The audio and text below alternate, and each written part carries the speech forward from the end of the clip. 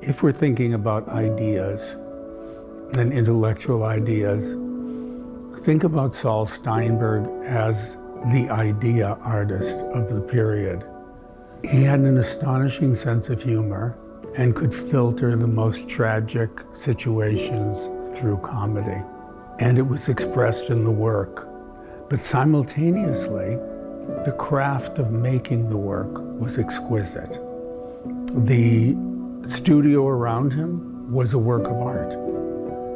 And indeed, in the exhibition, the big table is an elaboration of this drawing boards that he worked on every day in the studio. And ultimately, those drawing boards, which held watercolor taped down to dry and held pencils scattered about and pens and brushes that were used in the production of the work, became absorbed and integrated into the work itself to the point where this large table was made.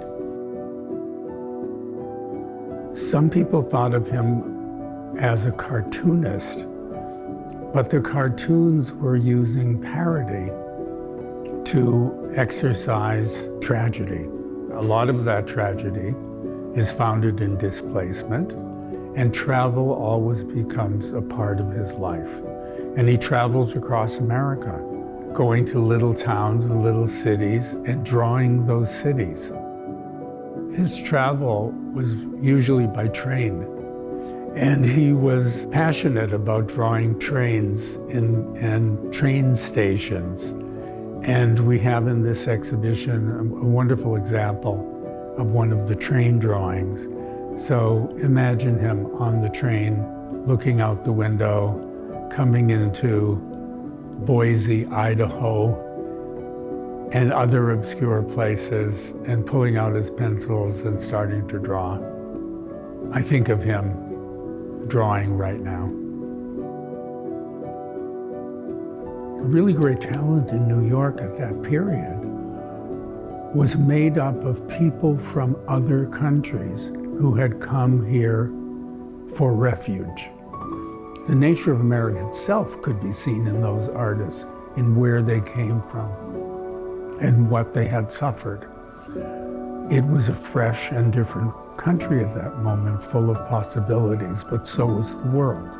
And Steinberg was in the middle of all of this, recording the history of what was happening around him. So his drawings, instead of being cartoons, should be looked at as parallels to Klay's watercolors and drawings.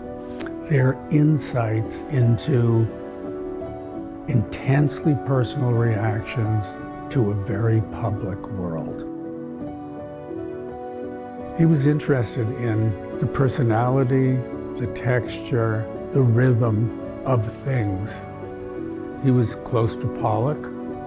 He was very close to Rothko. He loved their work. They sought his counsel. As all of those artists exchanged ideas, it was a time of ideas. His ideas were expressed figuratively. Their ideas were expressed in abstraction, but they were profound. They had something to talk about. They had something to make art about, and they did.